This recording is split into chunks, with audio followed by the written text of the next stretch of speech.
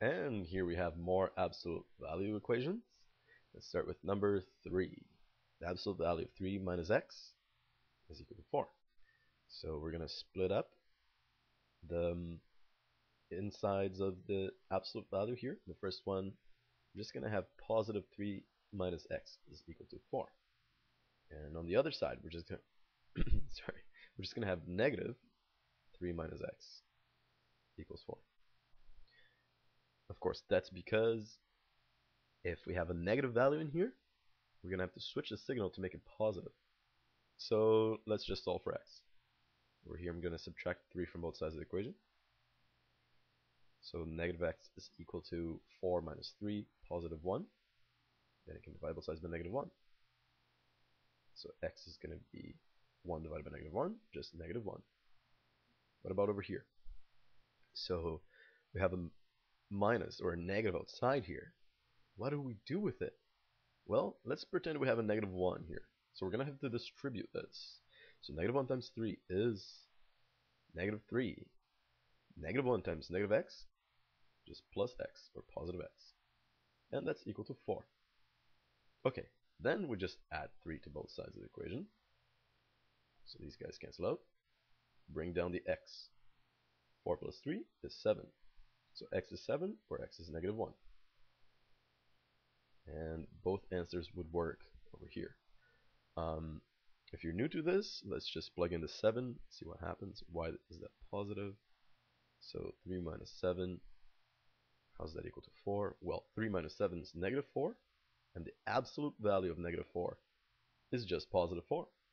Because the absolute value of a negative number is just the same number but positive. So both these answers work. Okay, now let's do number 4, question number 4. So same thing, we're just going to split up the equation into 2x plus 1 equals negative 1, or negative 2x plus 1 equals negative 1. So over here I'll subtract 1 from both sides of the equation. These guys will cancel out. So 2x is equal to negative 1 minus 1, negative 2. So then I can divide both sides by 2. X is equal to negative 2 divided by 2 is negative 1. And over here, okay, so we're going to do the same thing. There's a negative outside. We can pretend there's a negative 1 that will distribute to these numbers. Negative 1 times 2x is negative 2x. Negative 1 times 1, negative 1, is equal to negative 1. And right now I have negative 2x. I will actually, hold on. Actually just add 1 to both sides of the equation. Right here, negative 1 plus 1, 0. Can bring down the negative 2x. And negative 1 plus 1 is just 0. Then I can divide both sides by negative 2. So these guys cancel out. And x is equal to 0 divided by negative 2. 0 divided by anything is just 0. So x is 0. So the answers are x is negative 1 or x is 0.